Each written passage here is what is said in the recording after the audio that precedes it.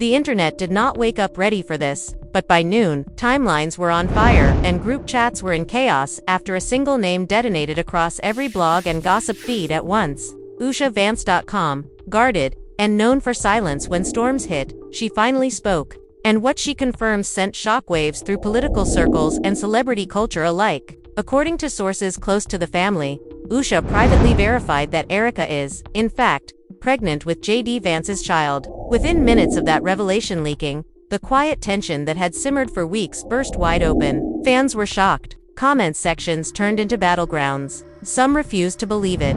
Others claimed they had seen the signs months ago. Erika, once brushed off as a rumor magnet, was suddenly at the center of what many are calling the biggest personal scandal tied to a sitting political figure in years. And before the dust could even settle, Candace Owens entered the chaos with a public meltdown so raw and explosive that even seasoned commentators were left speechless. This was not a slow-burning controversy. This was a collision. One confirmation rippling through families, friendships, careers, and reputations in real time. Behind closed doors, emotions ran high. Phones rang non-stop. Lawyers were summoned. Long-trusted alliances began to crack under the weight of one sentence that no one was ready to hear spoken out loud. A source close to Erika claims she collapsed into tears when Usha's words reached her. Another insider says J.D. locked himself in his office for hours, refusing calls from both sides. Meanwhile, Candace took to social media in a fury, her voice shaking, her words sharp, accusing betrayal, deception,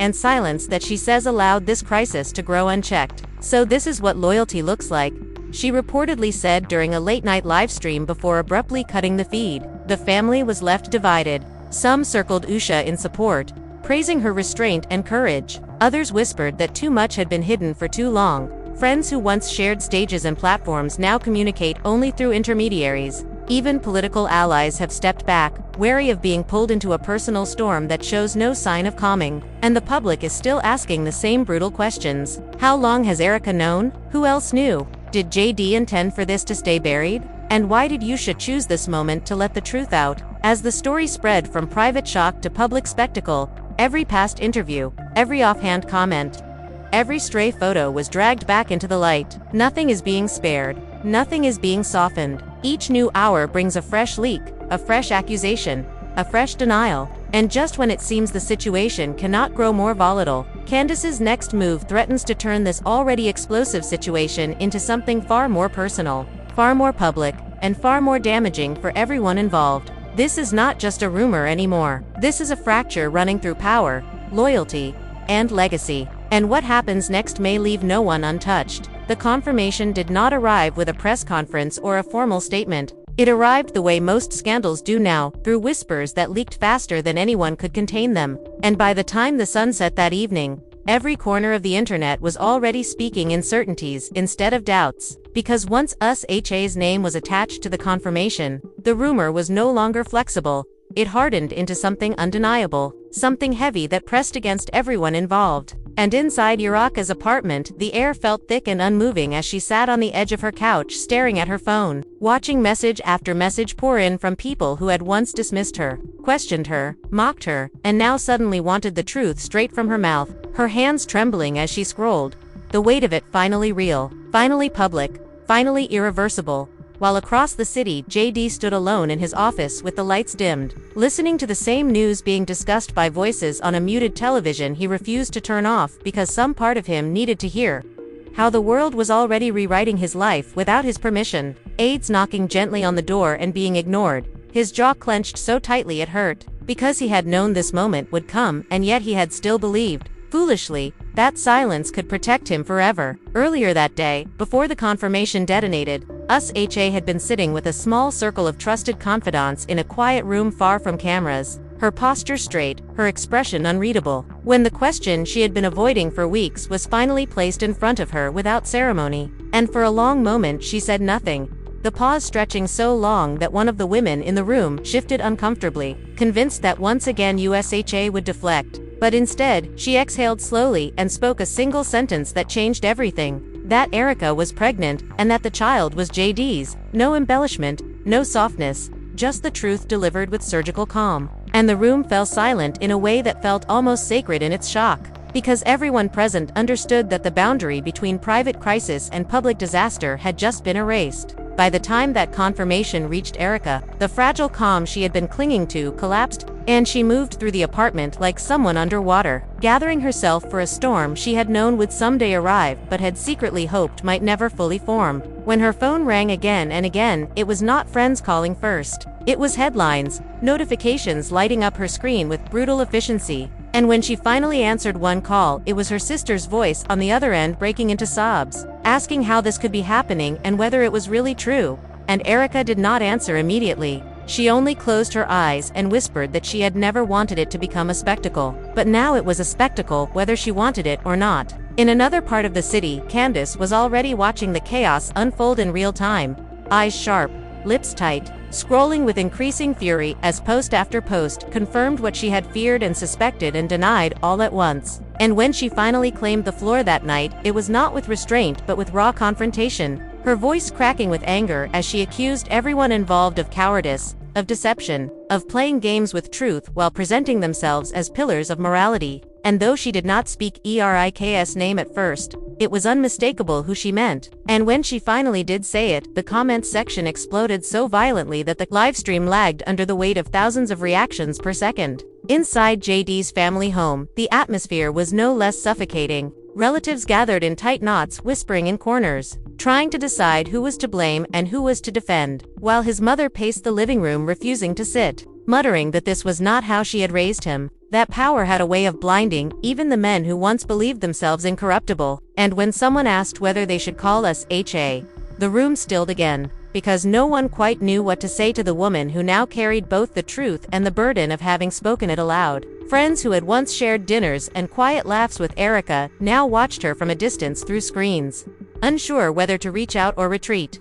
afraid that any message of support might later be scrutinized, archived, and used as evidence by a public that suddenly wanted receipts for every private loyalty. And even those who believed her version of events hesitated, because belief did not come without cost anymore. Behind closed doors, Erika's doctor urged rest, warned her that stress was not just an emotional weight now but a physical threat to the child she carried. And she nodded mechanically, promising calm she did not feel, while outside her building reporters were already beginning to gather, their vans lining the street like quiet predators waiting for her face to appear in a window or a doorway, microphones poised for a woman who had never asked to become a headline yet now had no choice but to live inside one. Late that night, as the city quieted into something resembling sleep, HA sat alone for the first time since the confirmation slipped into the world, her phone face down on the table beside her, her hands folded in her lap as if in prayer. Though she did not pray, she only thought, replaying every moment that had led her here,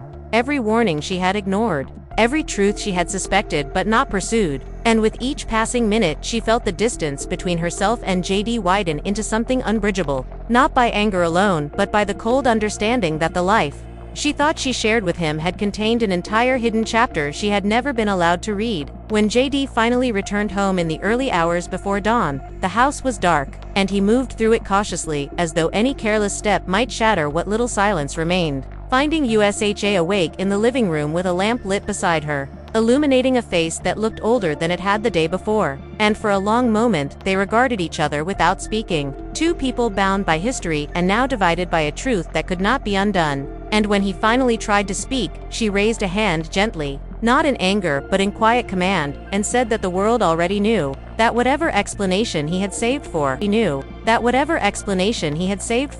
her was now too late. Their conversation remained behind closed doors, but the aftermath was visible in subtle ways, in the measured distance between them that reporters would later analyze frame by frame when they appeared separately in public. In the absence of the familiar warmth that once existed so naturally, and insiders would later say that this was the moment the marriage truly fractured, not at the revelation itself but at the realization that the revelation had been necessary at all. Meanwhile, Candace's response only grew hotter with each passing hour, her posts sharpening in tone as she accused unnamed figures of hiding behind political power and curated reputations. And though she stopped short of naming JD directly at first, the implication was unmistakable. Fans were shocked by the ferocity of her words, some rallying behind her, others urging restraint. But restraint was not in her voice that night, only fire.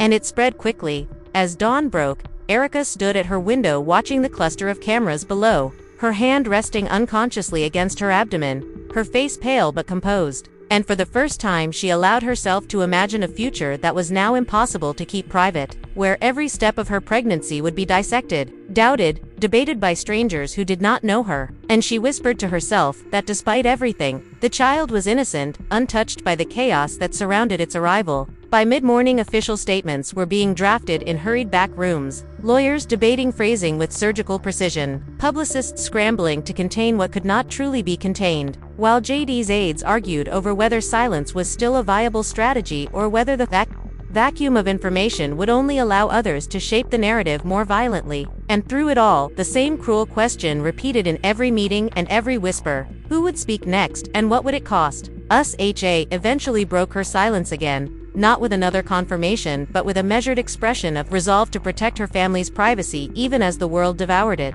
A statement that satisfied no one and inflamed many, because in the age of spectacle, privacy itself is often treated as an act of defiance. And fans who once admired her restraint now questioned it as complicity, while critics accused her of weakness and supporters praised her strength in equal measure. Erika's name rose and fell through trending lists with unsettling speed, reduced in some circles to a caricature and in others elevated to a symbol. Though she had sought neither, her past interviews resurfaced and were re-watched with predatory intensity as viewers searched her expressions for clues that only now seemed to exist, and each clip became another spark thrown onto a fire that showed no sign of burning out. Inside JD's inner circle, loyalty began to fracture in quieter ways, not through dramatic exits but through cautious distance, postponed meetings, unanswered calls, the slow erosion of unspoken trust as those who once stood closest to him began to weigh the cost of continued proximity. Because in politics, proximity is currency, and scandal devalues everything it touches.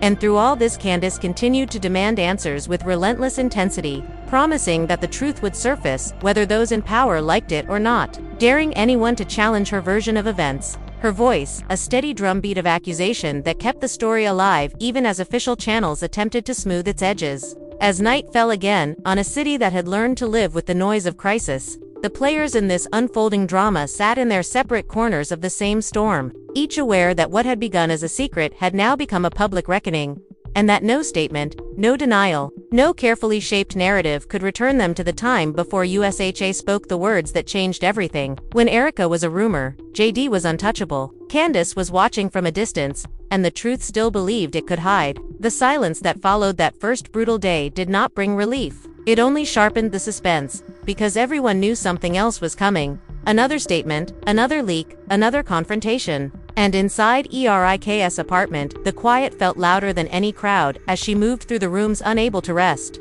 her phone still vibrating with messages she was not ready to read, until a single notification caught her attention, a message from an unknown number that contained only one line: "We need to talk before this gets worse." And though no name was attached, she already knew who it was from, her breath catching in her chest as she stared at the screen, the past rushing back in fragments she had tried to bury. Elsewhere, JD sat with his legal team as they debated damage control like surgeons discussing an exposed nerve, every sentence weighed for risk, every word considered for how it might ricochet through the media. And when one advisor suggested a denial, JD's voice rose sharply for the first time that night, saying that denial was no longer possible and that any attempt to erase what Usha had confirmed would only deepen the fracture. The room fell quiet again as the realization settled that control had slipped beyond their reach. Usha, meanwhile, faced a different storm, not of strategy but of judgment, as messages poured in from women she had not spoken to in years, some offering sympathy, some veiled with curiosity, some blunt in their suspicion, and she read them all with a steady hand even when her heart trembled, refusing to respond to any until she could trust her own voice not to break, because she had spent too many years holding herself together in public to allow collapse now. The message Erika received did not remain unanswered for long, because within the hour she agreed to meet in a neutral place far from the reporters and cameras that now hovered near her home, a quiet clinic on the edge of the city where anonymity was still possible for a few stolen minutes. And when she arrived, she found Candace already seated in the waiting area, posture rigid, eyes fierce, the air between them heavy with everything that had never been said aloud. And for a moment neither spoke, the weight of the moment too dense for immediate sound. It was Candace who broke the silence, her voice low and controlled in a way that contrasted sharply with the fury she had displayed online, asking simply whether it was true, all of it, and Erika met her gaze without flinching for the first time in weeks, answering that yes, the pregnancy was real, yes, JD was the father,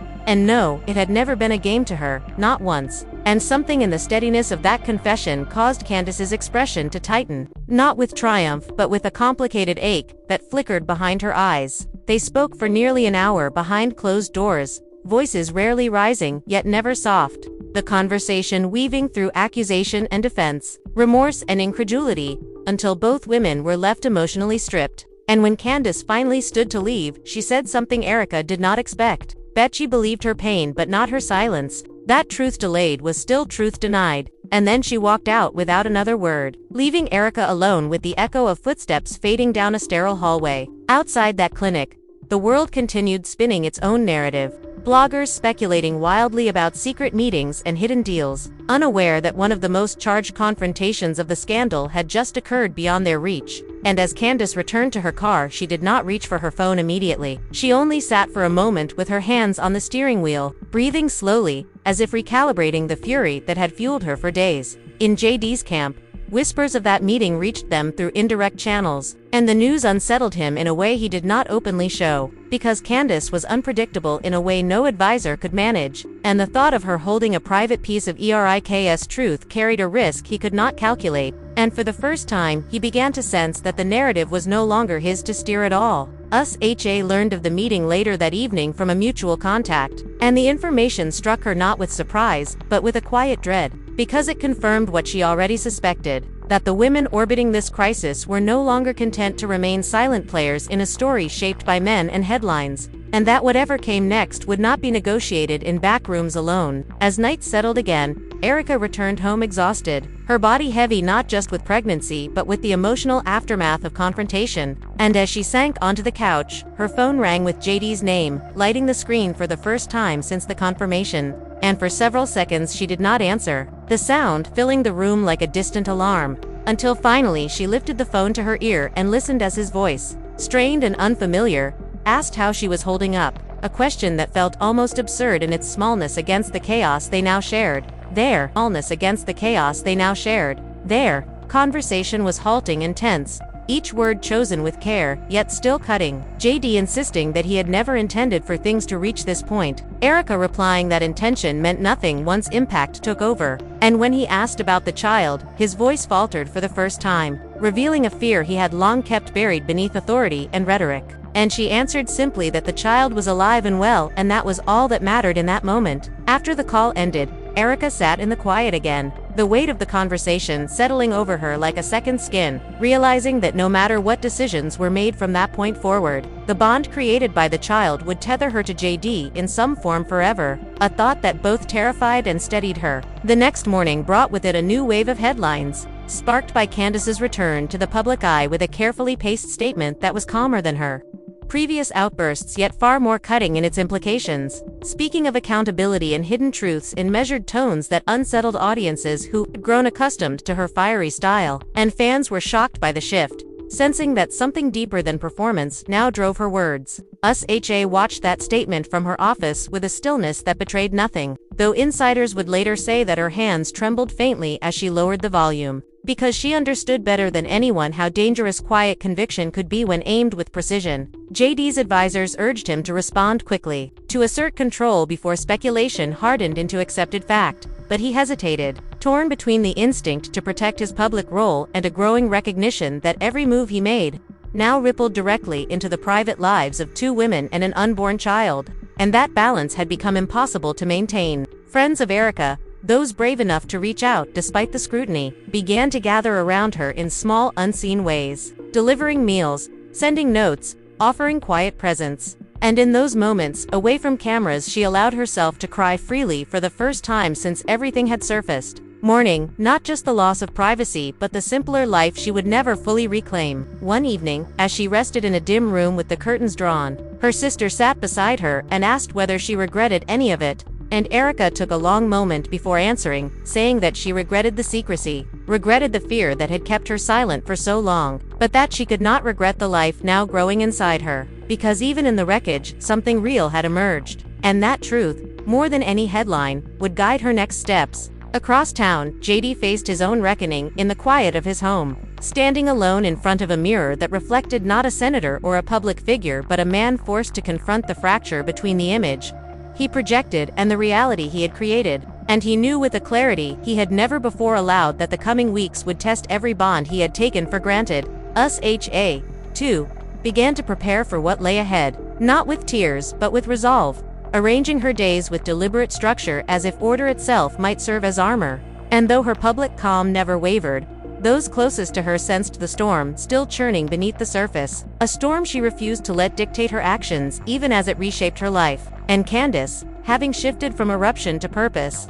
began quietly assembling her next move, speaking to sources, revisiting old conversations, connecting fragments that now took on new meaning, driven by a conviction that the story the world was consuming was still incomplete, and that the most consequential truth had yet to be told. As the second week of the scandal unfolded, the sense of inevitability deepened, each principal figure moving within their own calculations and fears, aware that the fragile balance holding the narrative together could crack at any moment, and that when it did, it would not crack along neat lines of guilt and innocence, but through the tangled center of power, loyalty, and human consequence, where no one would remain untouched. The pressure of the unfolding scandal showed no mercy, and by the middle of the second week, Erika found herself navigating a world where every choice, every gesture, every word could be scrutinized, misinterpreted, and weaponized, and the weight of it settled on her shoulders like an invisible chain she could not remove, even in the privacy of her own home, because the rumor mills had transformed into a relentless engine of conjecture, speculation, and fabricated scenarios,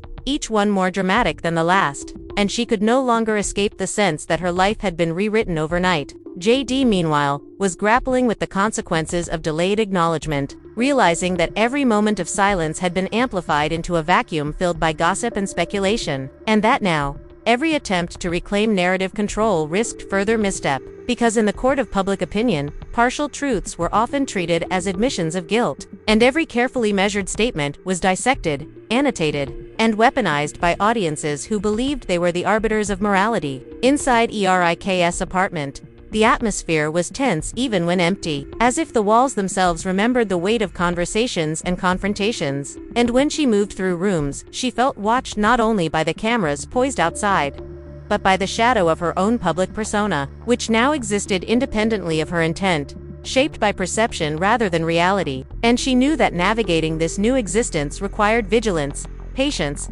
and the stamina to withstand waves of scrutiny she could not control. The meeting with Candace had left residual tension, an undercurrent of unresolved questions that lingered in her mind, and though no one had intended it, their conversation had created a subtle but undeniable bond, forged not through friendship but through shared witness of truth and consequence. And Erika could feel the quiet pull of accountability that Candace demanded, a standard she could neither escape nor dismiss. And it forced her to reconsider her next steps, not in terms of defense but in terms of integrity. JD's inner circle continued to fracture quietly, advisors debating whether continued proximity to him could withstand public skepticism, whether their own reputations might be tainted simply by association, and the once unshakable sense of loyalty now oscillated precariously, with whispered warnings, cautious distance, and calculated statements creating a web of uncertainty that mirrored the chaos consuming the lives of Erika and Usha, whose own private deliberations were now inseparable from the public spectacle.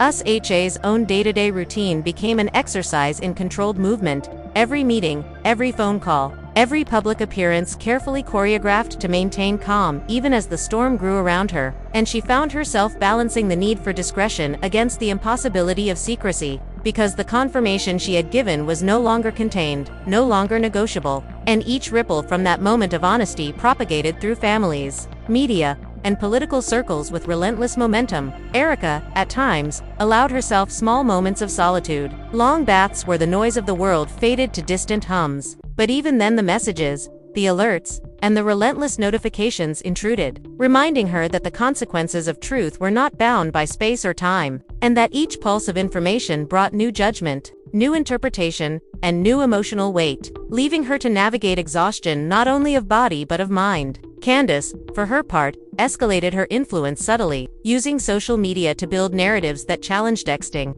assumptions while carefully planting seeds of doubt about those who had remained silent too long. And fans, always hungry for the next revelation, responded with fervor, turning commentary into performance, speculation into demand, and digital space into battlefield, leaving the primary figures of the scandal to maneuver in a world where every misstep could be magnified tenfold. In JD's home, conversations were now conducted with measured silence, words chosen carefully to avoid escalation. Yet tension filled the rooms like smoke from a fire no one dared approach directly, and even moments of mundane activity shared meals. Casual greetings were infused with awareness of public gaze, the knowledge that any perceived misalignment of tone or expression could become fodder for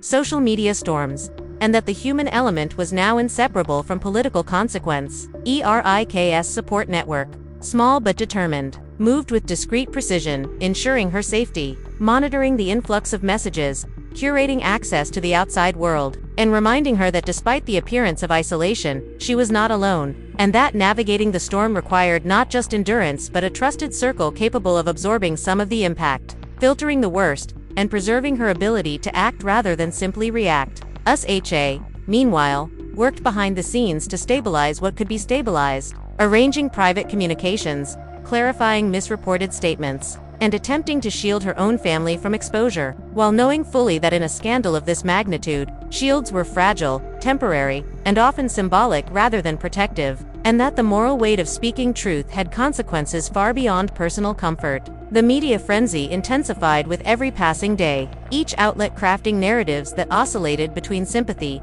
accusation, and sensationalism, and Erika's life became a living archive of headlines, tweets, video clips, and public commentary, each element a reminder of how private lives, once exposed, were reshaped by perception, amplified by digital immediacy, and consumed voraciously by audiences hungry for drama and certainty in a world of ambiguity. Conversations among fans escalated into heated debates, forums filled with speculation over motivations, ethics, and future outcomes, and though Erika tried to disengage, the proximity of digital attention meant that withdrawal was partial, temporary, and often counterproductive, because absence was interpreted as confession, silence as avoidance, and every personal step was scrutinized as if it carried legal or moral weight beyond its reality. JD, attempting to navigate the political implications, found that prior allies now hesitated, public appearances required meticulous planning, and private reflection was rare because each day introduced new pressures,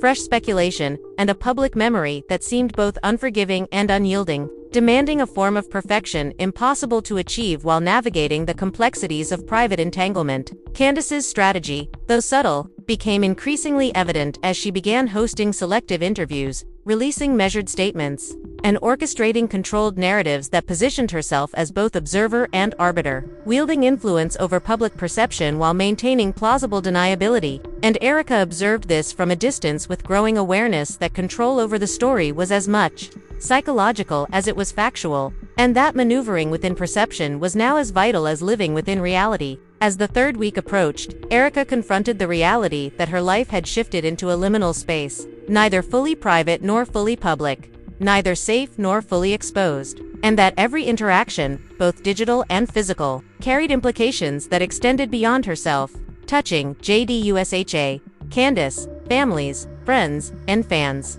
Each connection a potential spark in an already volatile narrative, and that her role within it was now inseparable from the unfolding drama. Inside the apartment, Erika began journaling again, a private habit that had been abandoned under pressure, using words to process events, document feelings, and assert ownership over the parts of her story not yet claimed by media, publicists, or social commentators. And in those quiet hours she found a measure of clarity, realizing that the act of recording her truth, even unseen, was an assertion of power in a situation that otherwise felt entirely reactive. Usha, aware of the journal indirectly through trusted intermediaries, did not comment, but her own method of processing the scandal was similar: meticulous documentation, careful strategizing, and deliberate pacing, recognizing that the pace of public attention would not slow, and that each decision had to account for consequences that were immediate, cascading, and potentially irreversible, and that patience, even in the face of impatience from the outside world, was a necessary tool of survival. The weeks that followed were punctuated by intermittent public appearances, private meetings, strategic leaks, and ongoing debates among insiders, friends, and extended family. Each instance layered with emotional, social, and political complexity. And through it all, the three principal figures, JD and Usha, moved within a lattice of expectation, responsibility, and scrutiny, learning that scandal is not merely an event, but a persistent environment in which every choice becomes data for public consumption. As the scandal expanded, alliances shifted subtly, with friends who had once been passive supporters now stepping forward to defend Erika, and former allies of JD expressing cautious concern over his handling of the situation, while Candace maintained a steady pressure from the sidelines, her influence shaping perceptions and ensuring that the story remained active in public discourse. And the dynamic interplay of these forces created a tension that was both personal and performative, emotional and strategic, intimate and public, leaving all parties aware that equilibrium was no longer attainable. And now, after everything you've seen, the chaos, the secrets, the confrontations, the raw truths that no one could hide, the story is far from over. Fans are still watching,